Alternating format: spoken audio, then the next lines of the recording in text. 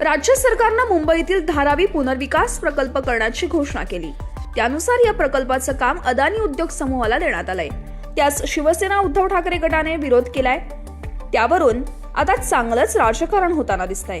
अदानी उद्योग समूहाकडून होणाऱ्या धारावीच्या पुनर्विकासाविरोधात ठाकरे गटानं पुकारलेल्या महामोर्चाला उद्धव ठाकरेंच्या नेतृत्वाखाली सुरुवात झाली आहे। या मोर्चात शिवसैनिकांसह महाविकास आघाडी आणि डाव्या पक्षांचे कार्यकर्ते मोठ्या प्रमाणात सहभागी झालेत।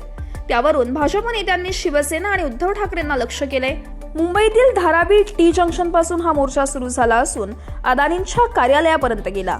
धारावीचा पुनर्विकास अदानींनी करण्याऐवजी तो स्वतः सरकारनं करावा अशी प्रमुख मागणी ठाकरे गटातील मोर्चेकऱ्यांकडून करण्यात आली।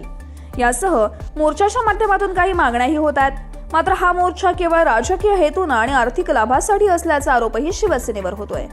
विरोधकांकडून या मोर्चावर उद्धव ठाकरेंवर पलटवार केला जातोय। केंद्रीय मंत्री नारायण राणे यांनीही ट्विटवरून धारावी पुनर्विकासाला विरोध करणाऱ्या शिवसेना आणि महाविकास आघाडीवर टीका केली आहे।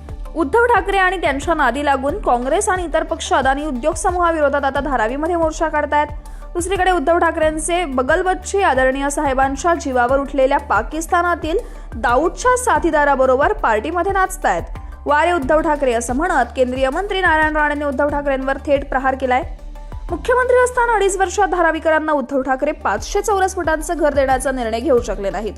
आता त्यासाठी मोर्चा काढतायत। सत्तेत असताना 2.5 वर्षात तुम्ही का नाही दिलं धारावीकरांना 500 चौरस फुटांचं घर, असा प्रश्न राणेंनी विचारलाय। तसंच यांचं खरं प्रेम TDRच्या मलईवर आहे। उद्धव ठाकरे यांना ना नीती ना नीतिमत्ता, स्वार्थासाठी काही पण, असं म्हणत नारायण राणेंनी उद्धव ठाकरेंवर जोरदार हल्लाबोल केलाय। आता यावर ठाकरे गट काय प्रत्युत्तर देतं हे पाहणं महत्त्वाचं ठरेल।